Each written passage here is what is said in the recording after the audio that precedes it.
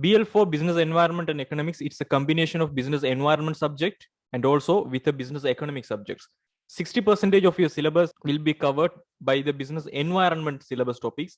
40% of your syllabus will be covered in the business economics syllabus. So 60% of your topics, we have 11 topics: an introduction to business organization and the business environment, ethics and social responsibility, business management, then planning and control, organizational structures and leadership, motivation and communication, operational management, marketing management, then human resource management, and finally management information systems and project management. So these are the topics that will cover the 60% of your BL4 syllabus. Then business economics, we have only 5 topics: an introduction to business economics, and we will learn about demand, supply, market equilibrium, and cost theory and behavior, and profit maximization in competitive market, the macroeconomic environment. As I told you already, so 60% of your syllabus means we can expect, okay, if it is a 50 MCQ questions, how many questions we can expect? Total, we will have 50 MCQ questions. So if it is a 60%, how many questions we can expect? 30 questions, right? So 30 questions we can expect from business environment subject, and almost 20 questions we can expect from business economics subject. But the ultimate truth is, my dears, from my experience, from the students' experience, is what the institutes and the teachers are doing is they will teach about business environment topics first, because these are the notes topic, right? So they will give you this and that and blah blah blah. Then all the notes they will give in the part of the classes. Then the second part, before 1 or 2 months, I think before 1 month, they will start to teach economics. Very, very technical subject. It's very, very technical subject. You should make sense with the subject's topics. What is economics? What is a PPC? What is economic system? What is scarcity? Why is scarcity? Basic economic problems, demand, supply. So this is more analytical subject. What we have decided in the last class, okay, we will first cover up the business economic subjects, then we will move to the business environment topics, because first we will cover up with introduction to business economics, demand, supply, cost theory, profit maximization, macro environment, the economics topic. So then we can move to the business environment, because they are making mistakes in economics MCQs, not in the business environment MCQs. Business environment, we are not going to write anything in the exam, so we can just read and take the concept and apply the concept in the MCQ questions. We can done and dusted with business environment. But business economics not like that. We should apply the theories, we should apply the methods. So that's what we are doing the business economics, 40% of the syllabus in the first class. So idhula yaarkum endha kolappamum illa thane? So na sonna vishayangal ellam purinjudha? Does it make sense, guys? Yep, right, great. Okay, so exam paper structures only in the business level 1 and 2, you will have 50 MCQ questions. 100 marks is 2 hours questions, right? So that's all about exam paper structure. So let's move into the business economics. The first part is an introduction to business economics.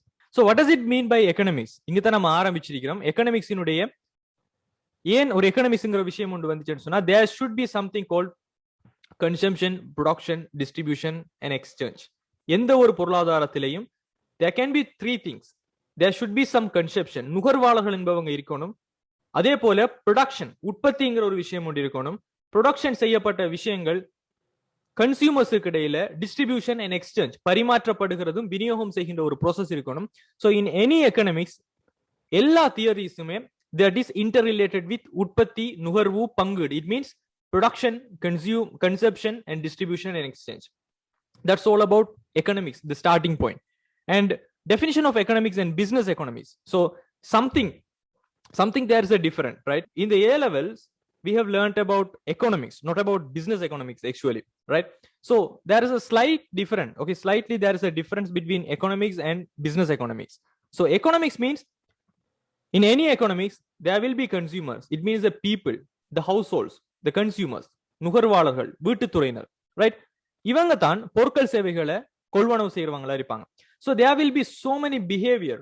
So they will consume certain products, they won't like certain products. So according to the market, they will have a different behaviors.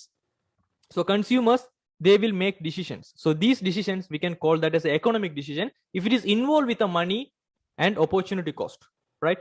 ஒரு financial வேல்யூவோட ஒரு economic decisions ஆக இருக்கும்போது அவங்களுடைய behaviour, அவங்களோட needs and வாண்ட்ஸை satisfy பண்றதுக்குள்ளாக இருக்க போகுது. So இந்த எக்கனாமிக்ஸை நம்ம எப்படி டிஃபைன் பண்றோம்னு சொன்னால், கன்சியூமர்ஸ் நுகர்வாளர்கள் இருக்கிறாங்க, பல்வேறு நடத்தைகளை கொண்ட நுகர்வாளர்கள் அவங்களுடைய தேவைகளையும் விருப்பங்களையும் சாட்டிஸ்ஃபை பண்ணி பூர்த்தி செய்வது கொள்வதற்காக பல்வேறுபட்ட தீர்மானங்களை எடுக்கிறாங்க. இதை பத்தி ஆய்வு செய்கின்ற ஒரு இடம் தான் எக்கனாமிக்ஸாக நம்ம பார்க்கிறோம்.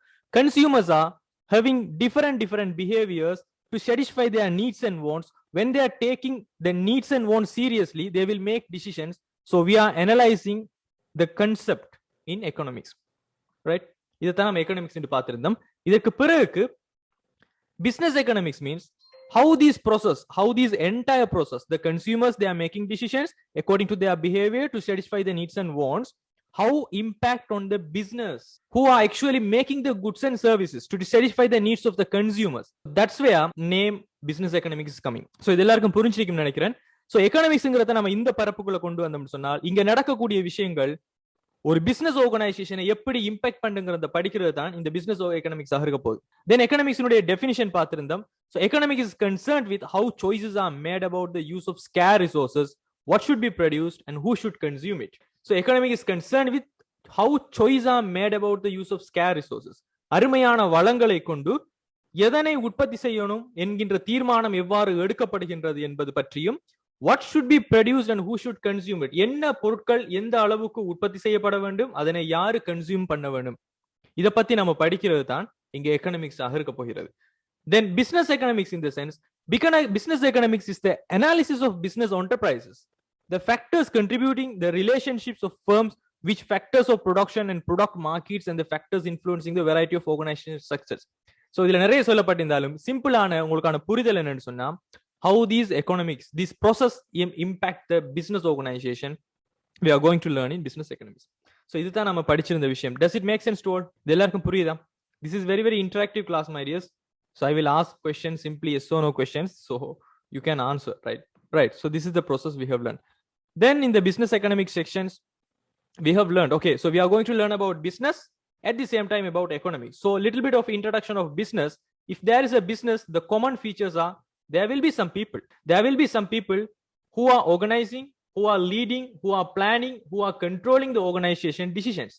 There are some people. If it is a sole proprietorship, the individual person will be there. If it is a partnership, the partners are there. If it is a company, the shareholders are there, right?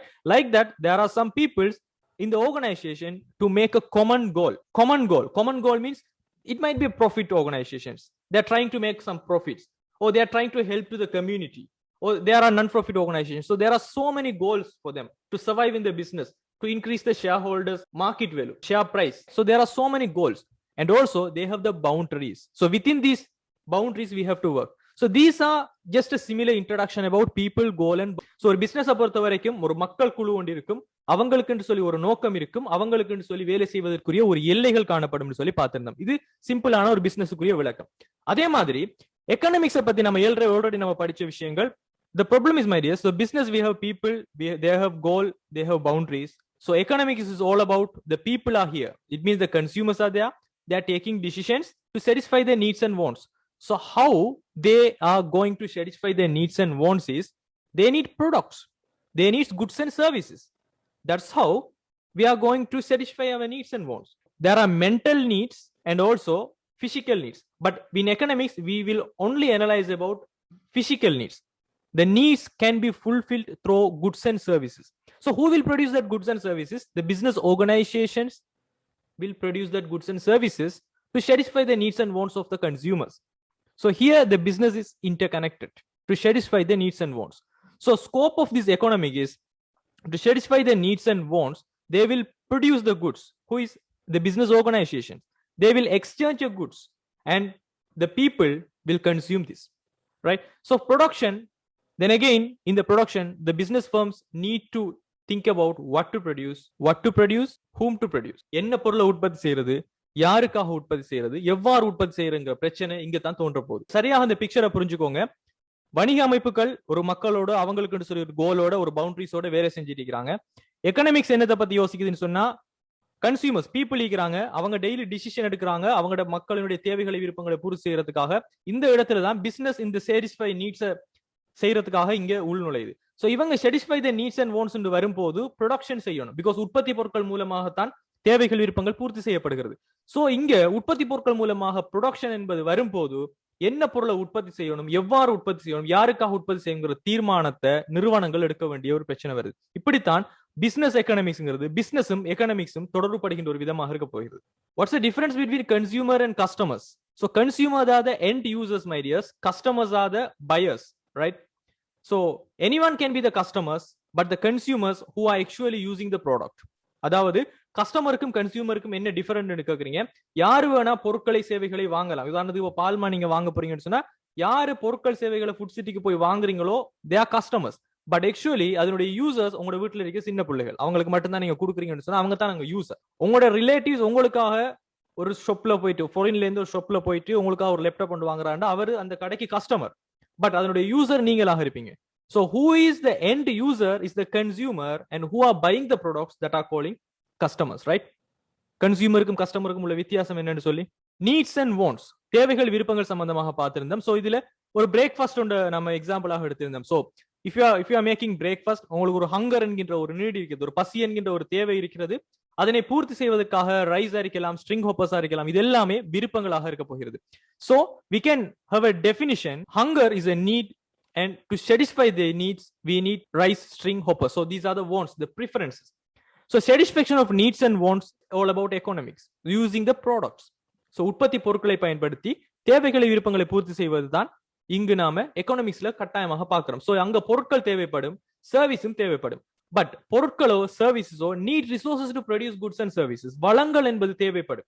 எந்த ஒரு பொருட்களையும் சேவைகளும் வளங்கள் இல்லாமல் நம்மளால உற்பத்தி செய்ய முடியாது. அது பொருட்களாக இருந்தாலும் சரி, சேவைகளாக இருந்தாலும் சரி, we need resources to produce the goods and services. Again இங்க இருக்கிற அதே பிரச்சனை வரும், ரைட்? ஒரு பொருட்களாக இருந்தால் what to produce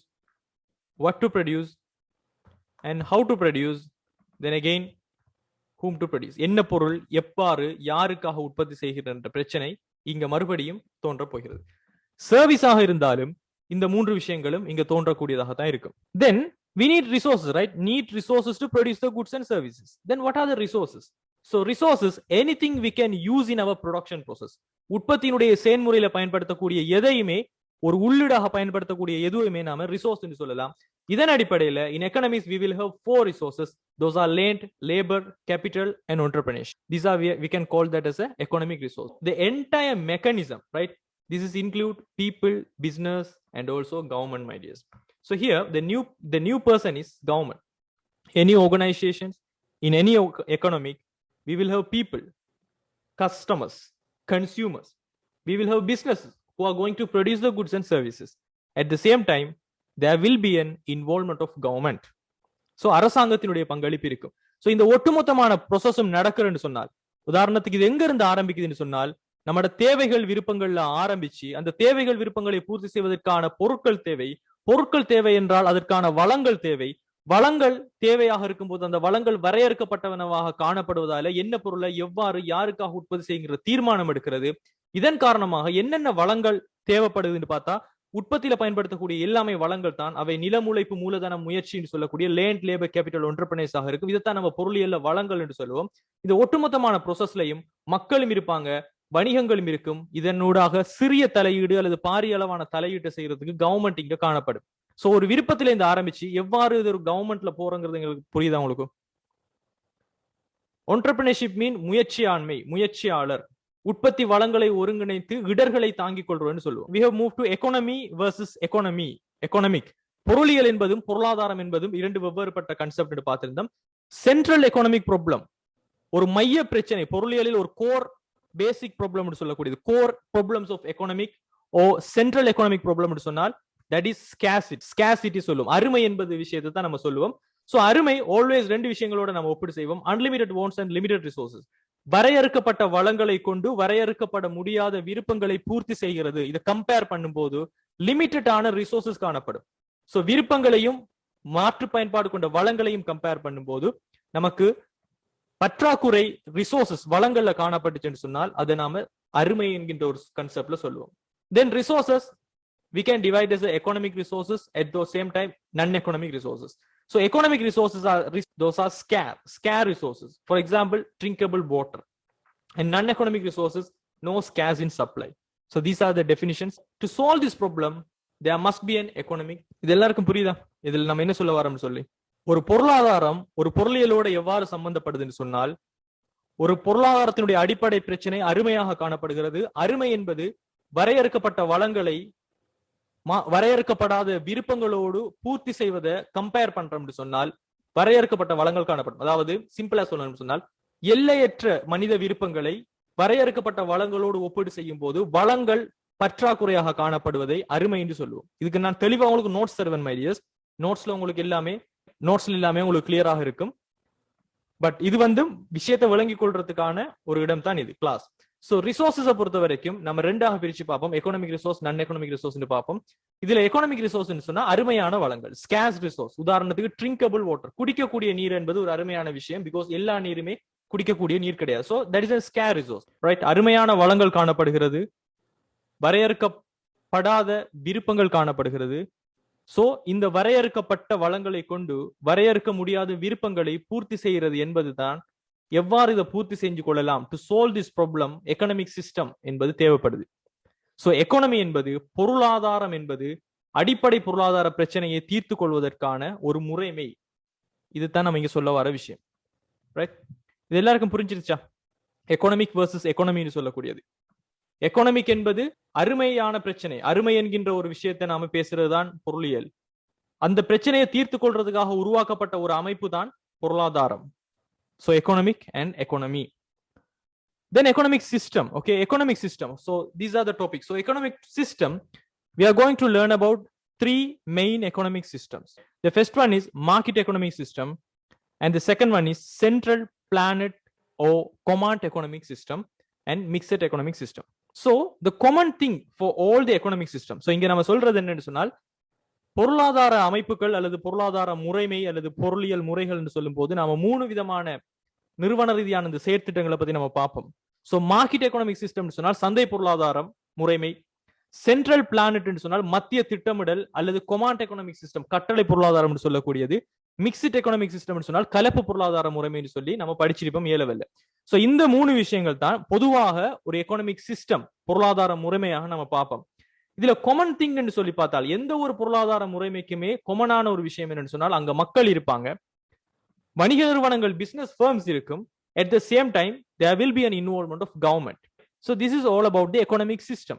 So எந்த ஒரு economic system, market economic systemல பாத்தீங்கன்னு சொன்னால், so there will be people, the same people. Okay, people mean consumers, right? The people means consumer. So consumers is equal to people, right? So the people will be there, the business firms will be there. But in the government sections, there is no role of government or very very limited role of government will be there in the market economic system. அதாவது இங்க நான் என்ன சொல்ல வரேன்னு சொன்னால், சந்தை பொருளாதாரத்தை பொறுத்த வரைக்கும் இங்கேயும் மக்கள் இருப்பாங்க, சரியா? இங்கேயும் மக்கள் இருப்பாங்க.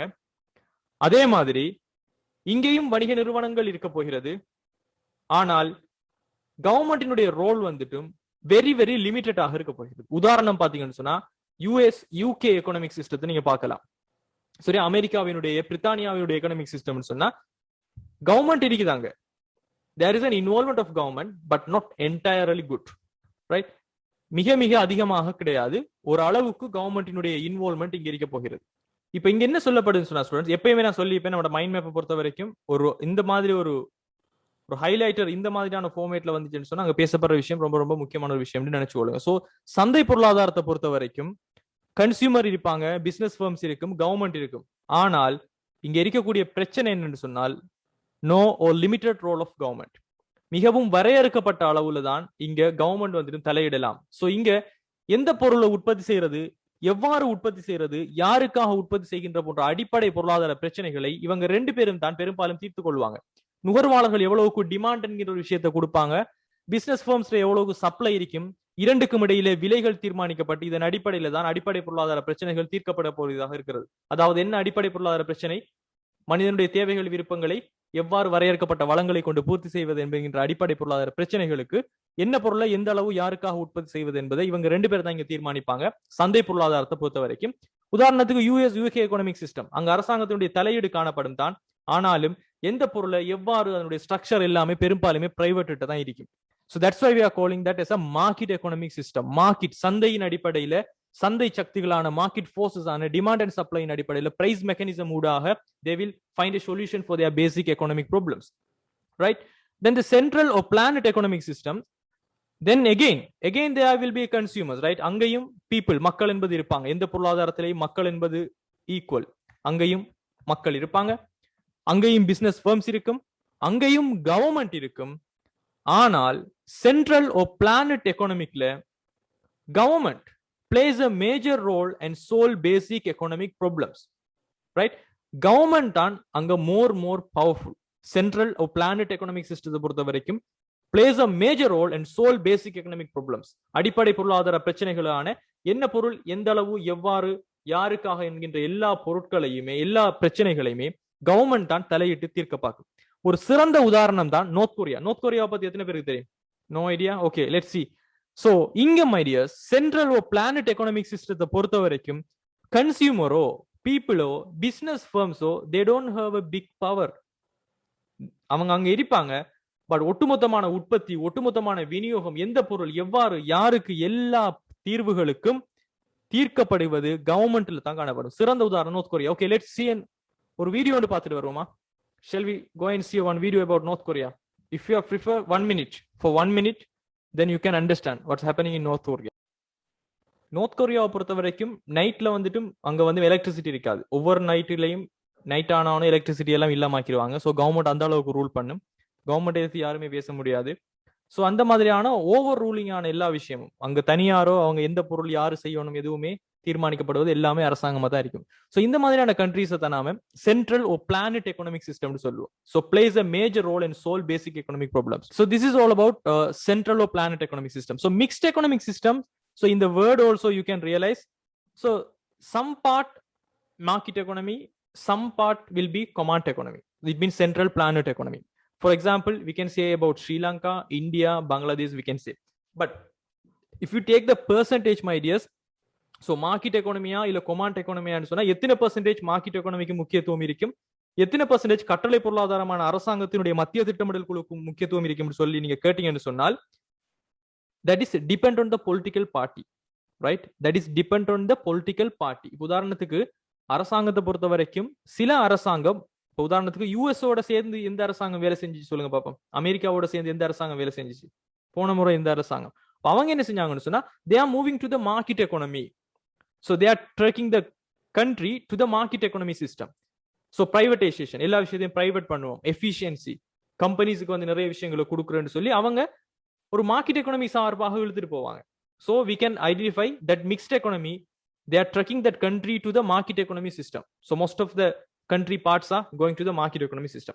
But some political party, they will decide about command economy, right? எல்லா அதிகாரத்தையும் அவங்களுக்குள்ளே வச்சு கொண்டிருக்கணும். எது செய்யணும், என்ன செய்யணும், இப்ப என்ன நடந்து கொண்டிருக்கிறது, command economy நோக்கித்தான் நம்மட இப்போதைய பொருளாதாரம் இப்ப போய் கொண்டிருக்குது. பிகாஸ் ஆஃப் வை ஜனாதிபதிக்கு வந்து நிறைவேற்று அதிகாரம் காணப்படுது. So he can take any decisions, right? Because of his foolish decisions, all the countries are now suffering. ஒட்டுமொத்தமான பொருளாதாரம் சஃபர் பண்ணி கொண்டிருக்கிறது. என்னத்துக்கு? அவரினுடைய ஒரு முட்டாள்தனமான ஒரு முடிவின் காரணமாக இயற்கை வேளாண்மை செய்யணும், இயற்கை முறை செய்யணும்னு சொல்லி ஓவர் நைட்ல எந்த ஒரு பொருளாதார நிபுணர்களுடைய கருத்துக்களையும் கேட்காமலுக்கு பேன் பண்ணிட்டாங்க. ஸோ அதன் மூலமாக என்ன நடக்க போகிறது? உற்பத்தி குறைய போகிறது, விளைச்சல் குறைய போகிறது, ரைட்? அதுவும் இல்லாமலுக்கு ஏகப்பட்ட சிக்கல்கள் அதனால வந்திருக்குது இப்போதைக்கு. ஸோ இப்ப நடந்து கொண்டிருக்கிற ஃபுட் கிரைசிஸ்ல இருந்து ஒட்டுமொத்தமான ரீசனே இந்த பசலையை கட்டுப்படுத்துறதுல ஆரம்பிச்சதுதான். This is not about corona, this is about poor management, right? ஒட்டுமொத்தமான ஒரு சர்வாதிகாரத்தால தான் இந்த ஒட்டுமொத்தமான நாடே இன்றைக்கு பாதிக்கப்பட்டிருக்கு. ஒட்டுமொத்தமான கண்ட்ரீஸினுடைய எக்ரிகல்ச்சரும் தங்கி இருக்கிறது பசலைகள்ல தான். ஸோ அது இன்றைக்கு இல்லாம போனால் விளைச்சல்கள் இல்லை, அறுவடை இல்லை, மக்கள்கிட்ட பணம் இல்லை. So it will lead to so many economic problem. Now, did you heard about country has printed 49.5 billion or something? What will happen? The inflation will be in the huge rate. So பொருள் ஒரு அளவு தான் காணப்படுகிறது, பொருள் ஒரு 2 அலகு தான் காணப்படுது. 100 ரூபாய் இருக்கிற மக்கள்கிட்ட அச்சடிச்சு பணத்தை வங்கி மூலமாக ஒரு 500 ரூபாய் கொடுத்தா 200 ரூபாய் கொடுத்து வாங்க ரெடியா இருந்த மக்கள் 500 ரூபாய் கொடுத்து அந்த பொருளை வாங்க ரெடி ஆகுவாங்க. அந்த டைம்ல ஆட்டோமேட்டிக்காகவே இன்ஃபிளேஷன்ங்கிறது கூட்டிட்டே போகும், பணவீக்கம் என்பது. அதே போல இப்போ உங்களோட பேங்க்ல இருக்கிற மணி எல்லாம் வெலு இல்லாம போயிட்டு இருக்க போகுது. கடைசியில ரோட்டுக்கு வந்தாலும் வரும், சல்லி எல்லாம் தூக்கி எறிய வேண்டிய கட்டம் வந்தாலும் வரும். Because Money can't buy anything, my dears. Money can't buy anything. So we need to satisfy our needs and wants. தேவைகளையும் விருப்பங்களையும் நம்ம பூர்த்தி செய்யணும். ஆனால் பணத்தின் மூலமாகத்தான் பூர்த்தி செய்யலாமே தவிர பணத்தால் பூர்த்தி செய்ய முடியாது. Did you get this concept? We can't satisfy our needs and wants directly through the money. But indirectly we can satisfy the needs and wants. பொருட்களும் சேவைகள் தான் நம்மளோட விருப்பங்களை பூர்த்தி செய்யுமே தவிர நேரடியாக பணம் வந்து பணத்தை சாப்பிட முடியாது தட்டுல போட்டு. ஸோ மக்கள்கிட்ட என்னதான் பணம் இருந்தாலும் வாங்குறதுக்கு பொருள் இல்லைன்ற என்ன நடக்க போகுது, அந்த பணம் செல்லுபடியற்றதாக மாறும். கண்ட்ரில வந்து நடக்க போற விஷயமாக இருக்க போகுது. ஸோ இப்போ உதாரணத்துக்கு உங்களுக்கு பணம் இருந்துச்சுன்னு சொன்னா, பேங்க்ல இருந்துச்சுன்னு சொன்னால், ஒரு 5 லட்சம் ரூபாய் பணம் உங்கள்கிட்ட இருந்துச்சுன்னு சொன்னால், அது உண்மையிலேயே இப்போ ஒரு 2 லட்சம் ரூபாயோட பெறுமதியான வேலையை செய்யக்கூடிய ஒரு மெய் பெறுமதியுடைய பணமாக தான் இருக்க போகுது. Because of the inflation, the value of the money depreciated. Does it make sense to all? எத்தனை பேருக்கு புரியுது நான் சொல்ற விஷயம்? The value of the money is depreciated, but in terms of numbers it's okay. நம்பர்ஸ்ல ஓகே தான், 5 லட்சம் 5 லட்சம் தான். பட் 5 லட்சம் ரூபாவை கொண்டு செய்யக்கூடிய பொருட்கள் சேவைகளுடைய வேலை இப்போது ஒரு 2 லட்சம் ரூபாவுடைய வேலை தான் நம்ம செய்யலாம். That's it. Right. So this is all about Sri Lanka, India, Bangladesh எல்லாம் மார்க்கெட் எக்கனாமி சிஸ்டத்துல இருக்கிறாங்க. Then the economic the system exists. இந்த ஒட்டுமொத்தமான economic system, it might be market economic, central economic or mixed economic. Because of why இதெல்லாம் ஏன் இருக்குதுன்னு சொன்னால், same problem. What to produce, how to produce, whom to produce. என்ன பொருள் எவ்வாறு யாருக்காக உற்பத்தி செய்யப்படும் என்பது. அது மார்க்கெட் எக்கனாமிக் சிஸ்டம் சொன்னால், கன்சியூமரும் பிசினஸும் பேசிக் எக்கனாமிக் ப்ராப்ளம்ஸை சால்வ் பண்றதுல பிரைஸ் மெக்கானிசம் யூஸ் பண்ணுவாங்க. அது ஒரு சென்ட்ரல் பிளானட் எக்கனாமிக்னு சொன்னால், கவர்மெண்ட் எல்லா விஷயத்தையும் கையில் எடுக்கும். கலப்பு பொருளாதாரம் சொன்னால், அந்த நாட்டில் காணப்படுகின்ற பொலிட்டிக்கல் பார்ட்டி எந்த நோக்கி நகர்த்துறாங்களோ நாட்டோ, அதன் அடிப்படையில அது ஒரு விலைகளை அடிப்படையாக கொண்ட கன்சியூமரும் பீப்புளும் பிசினஸ் ஃபர்ம்ஸும் சம்பந்தப்பட்டதாக இருக்கலாம் அல்லது கவர்மெண்டாக இருக்கலாம். So need to solve this problem because of central economic problem. So அருமையின் காரணமாக இந்த பிரச்சனைகளை இவங்க தீர்க்க வேண்டியதாக வரும். இதன் காரணமாகத்தான் நமக்கு இங்க பல்வேறுபட்ட பொருளாதார முறைகள் அவங்க எந்த அடிப்படையாக கொண்டு இந்த பிரச்சனைகளை தீர்க்க போறாங்கிறத பொறுத்து விளங்கும். இது விளங்குதல்ல இருக்கும் economic system. That's all about economic system. இதுதான் உங்களுக்கு தெரிஞ்சிருக்க வேண்டியது. There are 3 economic systems.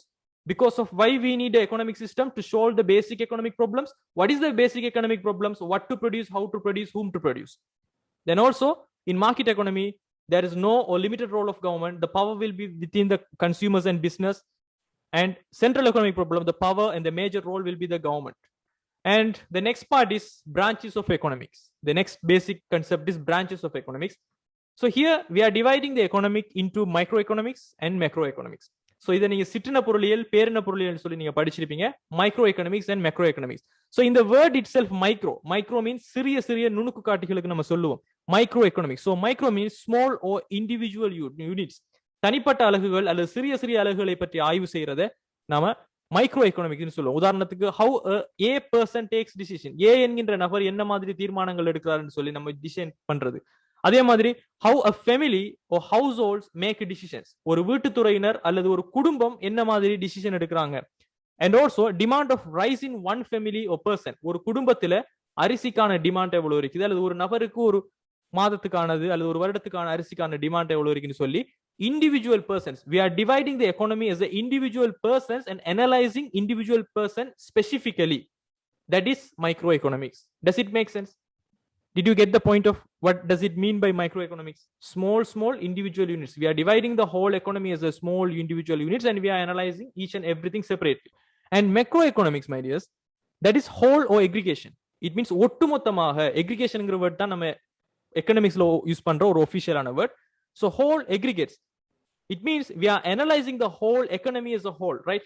The economy as a whole.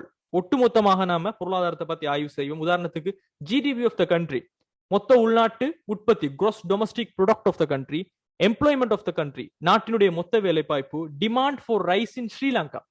Right, இதுல பாருங்க அரிசியில இலங்கைக்கான கேள்வி என்று சொல்லும் போது ஒட்டுமொத்தமான இலங்கையை பத்தியே பேசுறோம், ஒட்டுமொத்தமான பொருளாதாரத்தை பத்தி பேசுறோம். So that is coming under the macroeconomics topic. But demand of rice in one family or one person, it is under microeconomics topic. So this is all about branches of economics.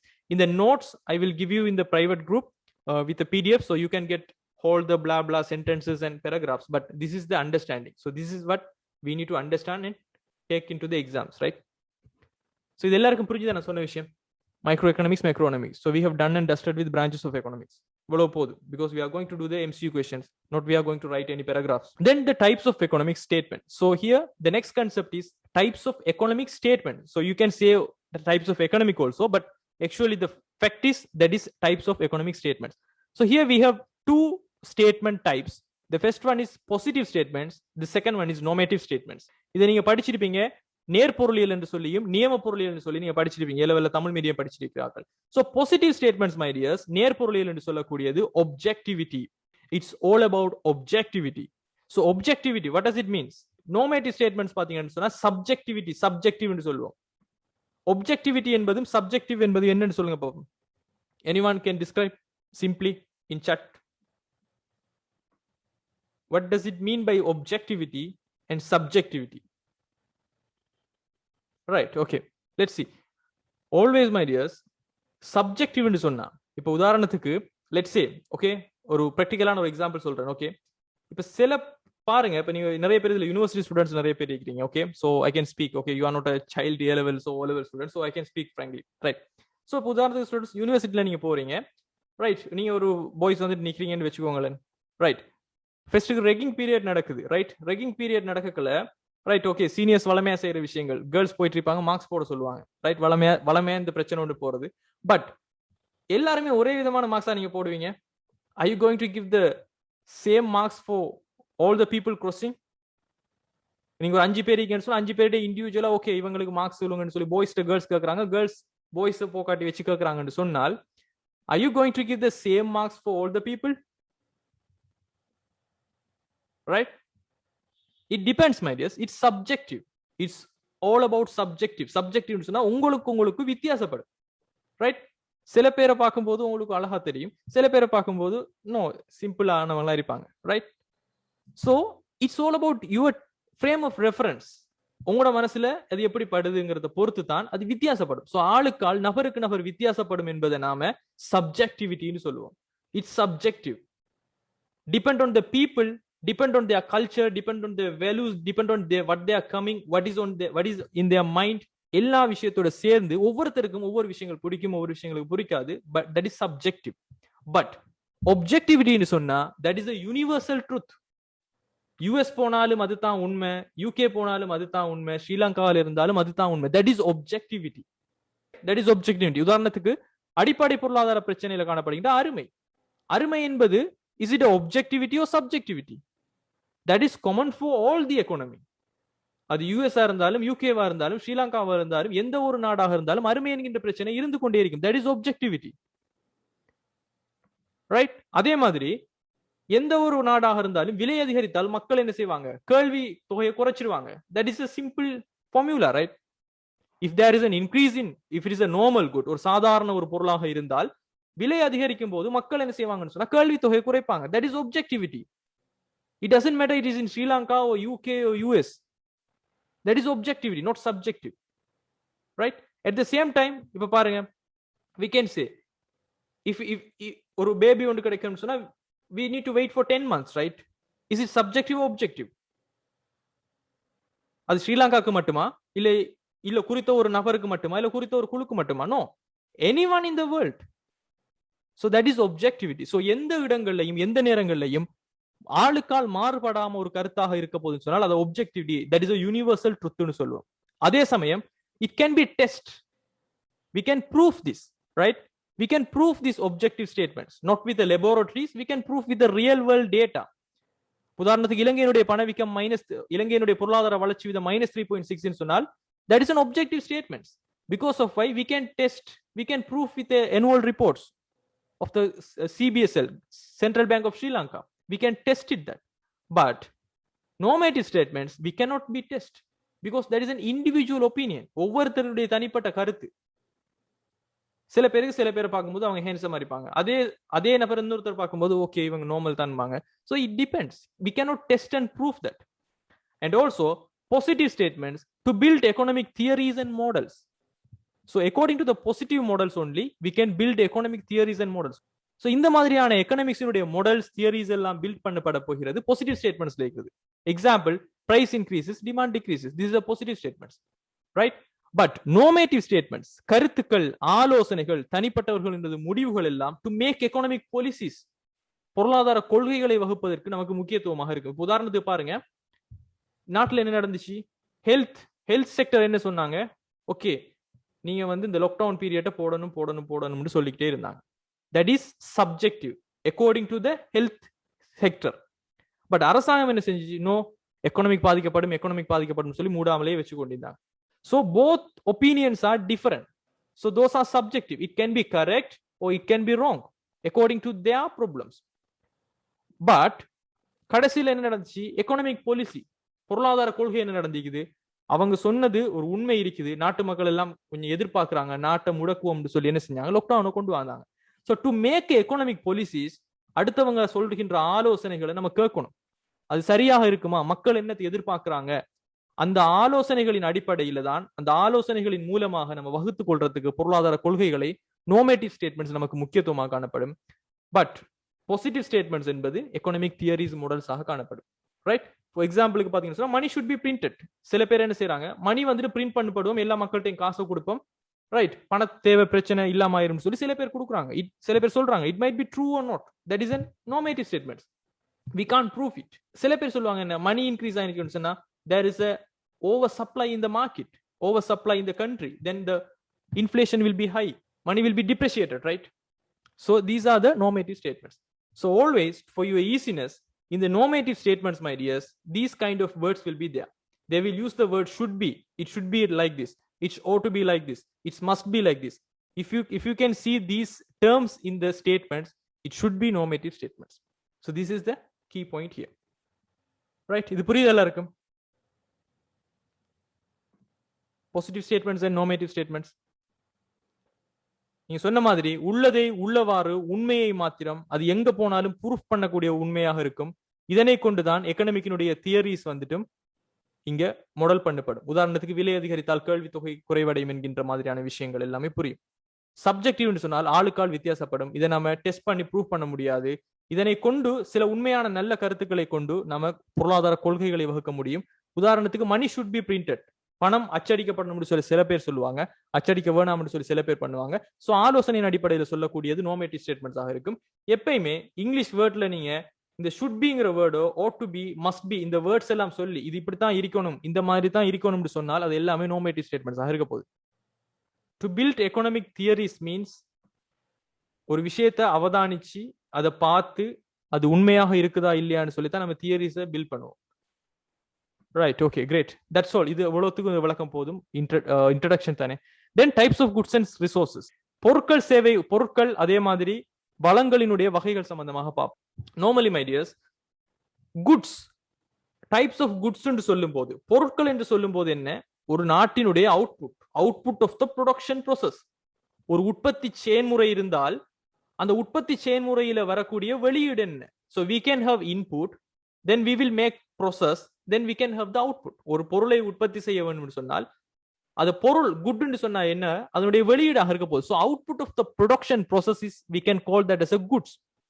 So இங்க production processங்கிற word வருது, உற்பத்தி செயல்முறை. So உற்பத்தி செயல்முறை என்பது சிம்பிளாக என்ன இருக்க போகிறது, input will be there, process will be there, then after that the goods, output part will be here, right?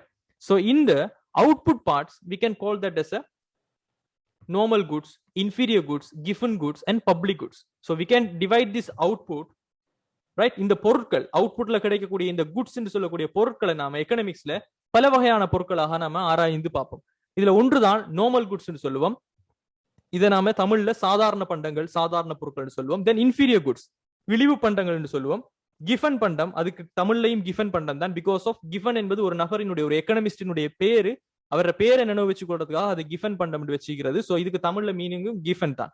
So Giffen goods and also public goods, பொது பண்டங்கள் சொல்லுவோம். இதை எப்படி நாம அனலைஸ் பண்ணுவோம். So this is under output category. So yes, Robert Giffen, right. Input பாத்தீங்கன்னு சொன்னால் resources, வளமையாக resources. What are the resources நம்ம ஆல்ரெடி படிச்சிக்கிறோம். எக்கனாமிக்ஸ்ல என்ன நம்ம ரிசோர்ஸ் நம்ம பார்ப்போம். There are 4 resources, right? Land, labor, capital, entrepreneurship.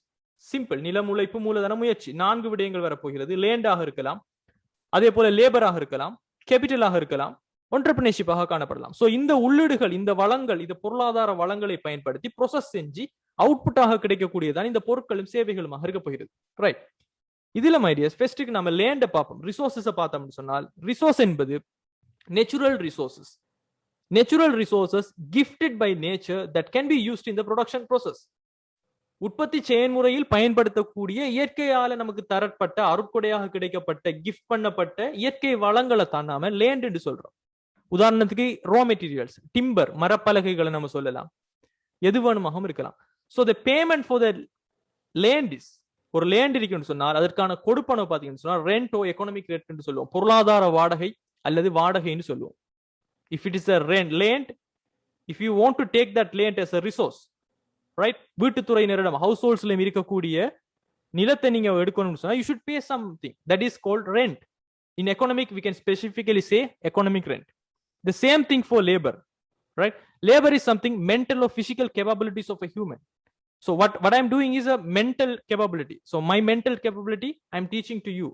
So this is a kind of labor, right? So mental or physical capabilities of a human, அதாவது உடல் உள ரீதியான இயல்புக்க நிலைமைகள், அவங்களுடைய கெப்பாசிட்டியை தான் நாம லேபர் என்று சொல்லுவோம். For the labor, if you want to take that labor as a input and if you want to produce the goods and services under the production process, you should make some payments to the labor. So wages and salaries. So unskilled peopleக்கு நாம wages கொடுப்போம், skilled ஆன peopleக்கு நாம salaries கொடுப்போம். பயிற்றப்படாத ஊழியத்துக்கு கூலிகள் கொடுப்போம், பயிற்றப்பட்ட ஊழியத்துக்கு சம்பளம் கொடுப்போம். At the same time, capital. So capital means machineries. In economics, always remember capital means fixed assets, not money, right? Always remember capital means fixed assets. So machineries. So for machineries, capitals, if you want to buy a machineries, there are two things you can do. So you can take the bank loan, but you have to pay the interest for the bank loan, or you can use your own money. But even if you use your own money, there is an opportunity cost of capital. So the payment will be the interest, or sometimes we can call that as a net interest, right?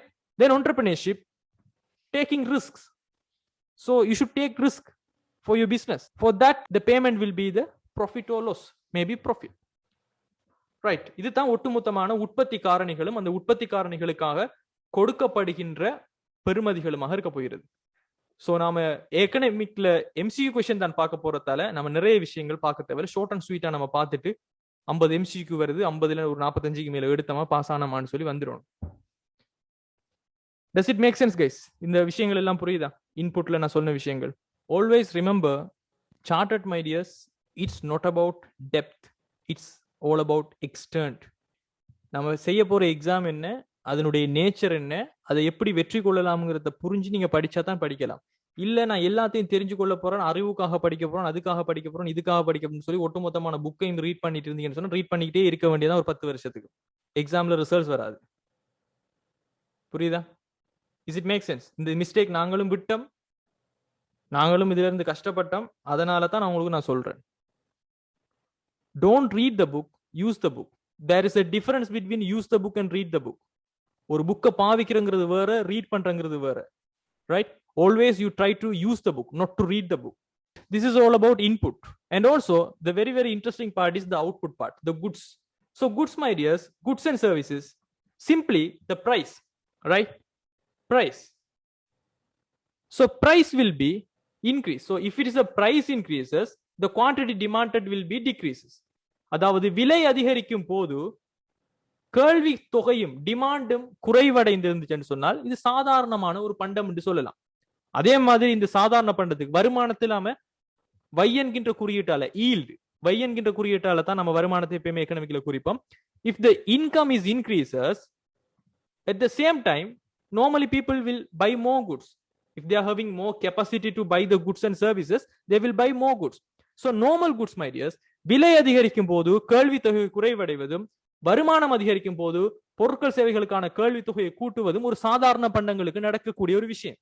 So இப்படித்தான் நம்ம define பண்ண போறோம். இதுக்கு வேற ஒரு எழுதக்கூடிய எந்த ஒரு டெபினிஷன் நமக்கு தேவையில்லை. விலை அதிகரிக்கும் போது கேள்வித்தொகை குறைவடையக்கூடிய பண்டங்கள் சாதாரண பண்டங்கள், வருமானம் அதிகரிக்கும் போது கேள்வித்தொகை அதிகரிக்கக்கூடிய பண்டங்கள் சாதாரண பண்டங்கள். Normal goods are goods when the prices increases, the quantity demand will decrease. At the same time, if the income is increasing, the quantity demand will be increasing. Simple.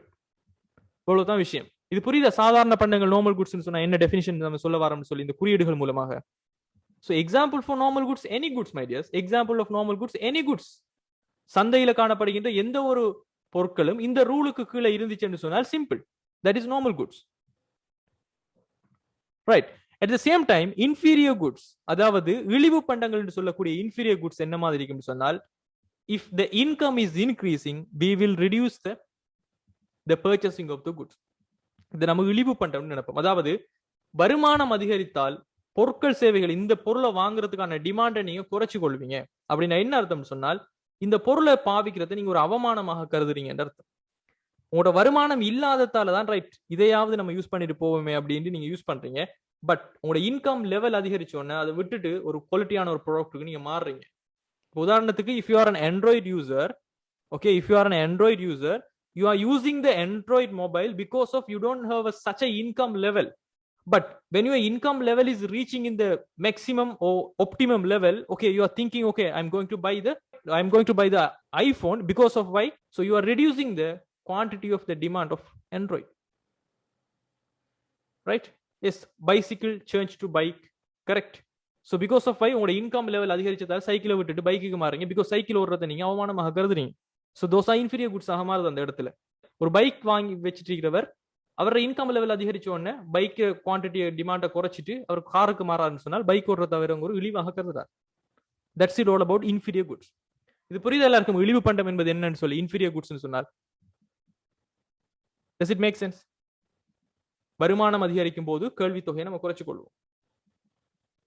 At the same time, given goods means இது வந்து புறநடை கேள்விக்குள்ள வரக்கூடிய ஒரு பண்டமாக இருக்க போகிறது. அதாவது exceptions of law of demand. Law of demand என்பது விலை அதிகரித்தால் கேள்வி தொகை குறைவாக இருக்கும். எக்ஸெப்ஷன் என்று சொல்லும் போது இங்க விலை அதிகரித்தால் பிரைஸ் என்பது இன்க்ரீஸ் ஆனால் குவான்டிட்டி டிமாண்டும் இங்க இன்க்ரீஸ் ஆகக்கூடிய பண்டங்களாக இருக்க போகுது.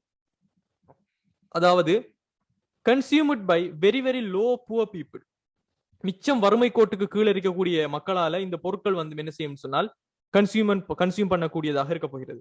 அட் த சேம் டைம் இது ரொம்ப ரொம்ப வெரி வெரி லோ பிரைஸ்ல இருக்கக்கூடிய பண்டங்கள். Normally Giffen doesn't have substitutions. இந்த கிஃபன் பண்டங்களுக்கு எந்த ஒரு சப்ஸ்டிடியூஷன்ஸும் பெரும்பாலும் இருக்காது, பதிலீடுகள் எதுவுமே கிடைக்காது. ஸோ இதன் அடிப்படையில் இந்த பண்டங்கள் விலை அதிகரித்தால் கேள்வி தொகையும் அதிகரிக்கும். Because they don't have any option.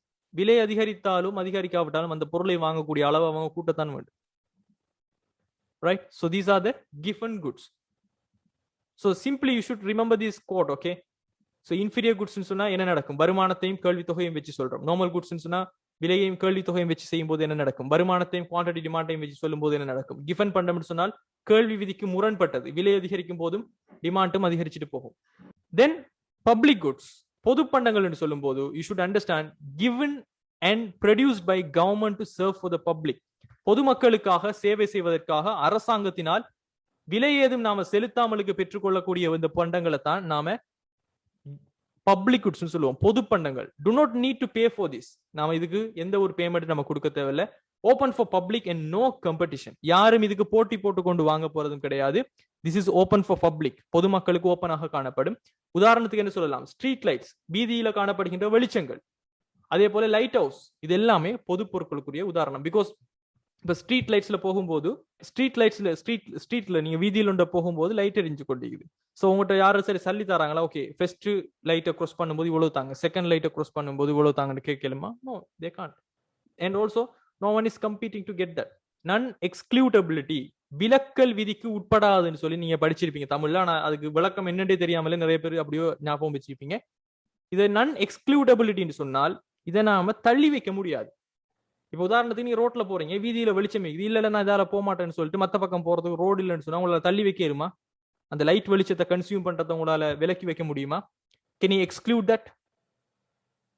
No, you can't do that. If you have a permission, if you like or not, if you want or not, you should go with that. You can't exclude. அதை தள்ளி வைக்க முடியாது, விலக்கி வைக்க முடியாது. S, கொடுப்பனவு செலுத்தினாலோ செலுத்தாட்டி நாம தள்ளி வைக்க முடியாது. At the same time, no competition to consume. யாரும் இதை நுகர்வு செய்வதற்காக நன் ரிவல்ரின்னு சொன்னால் நன் ரைவல்ரின்னு சொன்னால் போட்டியிட மாட்டாங்க. This is all about public goods. அதே போல ஒருத்தரினுடைய நுகர்வு இன்னொருத்தருடைய நுகர்வை பாதிக்க மாட்டுச்சு. ஒருத்தர் அதை எடுத்துட்டு போய் தருங்கிறதுக்காக இன்னொருத்தருக்கு கிடைக்காம எல்லாம் இருக்க மாட்டுச்சு.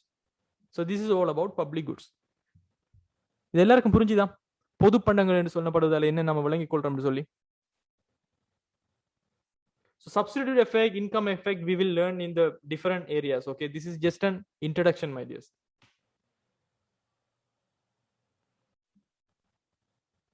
opportunity costs, right? Opportunity cost. So in economics, this is very, very important, opportunity cost. Because of why opportunities cost is coming, again, the very, very, very, very basic problem, scarcity. Because of scarcity, now we are studying the economics. Otherwise, there is no economic subject. அருமை என்பது காணப்படாவிட்டால் பொருளியல் என்கின்ற ஒரு விஷயமே இருந்திருக்காது. So அருமை தான் பொருளியலை கொண்டு வந்துச்சு. ஸோ ஸ்கேசிட்டி என்பது என்ன, ஏற்கனவே நம்ம படிச்சுக்கிறோம். லிமிடெட் ரிசோர்ஸ், வரையறுக்கப்பட்ட வளங்கள், வரையறுக்கப்படாத விருப்பங்கள், இதுதான் அருமை என்று சொல்லக்கூடிய விஷயம். ரைட். இப்போ லிமிடெட் ரிசோர்சஸ் என்று சொல்லி நம்ம பார்க்கும் போது, லிமிடெட் ரிசோர்சஸ் என்று சொல்லி நம்ம பார்க்கும் போதும் படிக்கும் போதும் வளங்கள் வரையறுக்கப்பட்டதாக காணப்படுது. But the same time, the same resource, it can be land, labor, capital, entrepreneurship, anything. The same resource can be used for any other purposes, can be used for different purposes. மாற்று பயன்பாடுகளுக்கு, வெவ்வேறுபட்ட பயன்பாடுகளுக்கு அதே நிலம், உழைப்பு, மூலதன முயற்சி நம்மளால பாவிக்கக்கூடியதாக இருந்தால் அதைத்தான் நம்ம சொல்லுவோம் ஆல்டர்னேட்டிவ் யூசஸ் என்று சொல்லுவோம். மாற்று பயன்பாடுகள் என்று நம்ம இங்க சொல்லுவோம், அதை ஆல்டர்னேட்டிவ் யூசஸ் சொல்லி.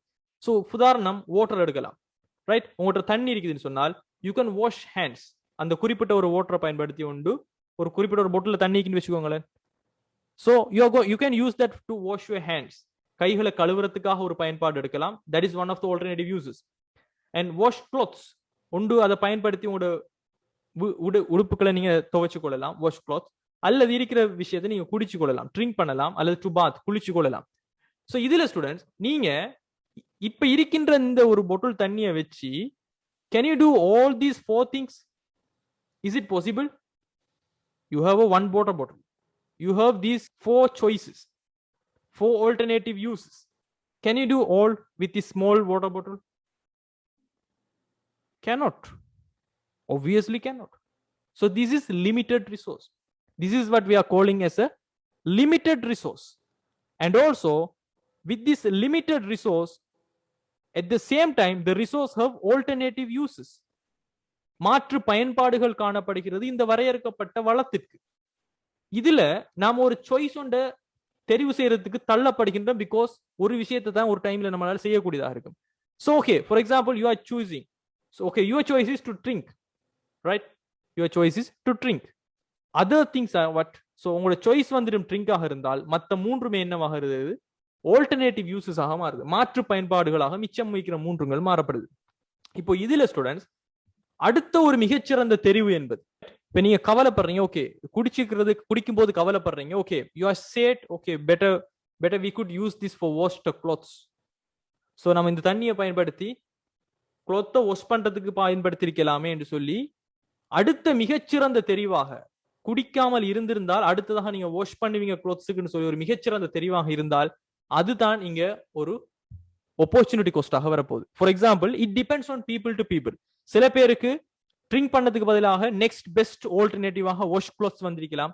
சில பேருக்கு வாஷ் ஹேண்ட்ஸ் வந்திருக்கலாம். சில பேருக்கு பாத், குளிக்கிறதாக வந்திருக்கலாம். So that's what opportunity cost is very, very internal concept, not financial value concept. We are calling that internal concept. உள்ளக ரீதியான, உள்ளார்ந்த ஒரு எண்ணக்கரு என்று சொல்லுவோம் அமைய செலவை. Because of why? It depends on the person to person. Right? Perceived value, உணரப்பட்ட பெருமதி. சில பேர் வாஷ் கிளாத்ஸ், இந்த குடிக்கிறதுக்கு பதிலாக துணிகளை வாஷ் பண்ணியிருந்தா நல்ல சில பேர் யோசிப்பீங்க. ஹேண்டை வாஷ் பண்ணியிருந்தா நல்ல யோசிப்பீங்க. சில பேர் குளித்தால் நல்ல யோசிப்பீங்க. But it depends on people to people. That's what we are calling that is a perceived value. நபருக்கு நபர் இது வேறுபடக்கூடிய ஒரு சப்ஜெக்டிவான ஒரு விஷயம். For example, if I choose to drink and the best next alternative is wash clothes, so that is the opportunity cost. So the next best alternative option value which is forgone is equal to opportunity cost. Is it make sense?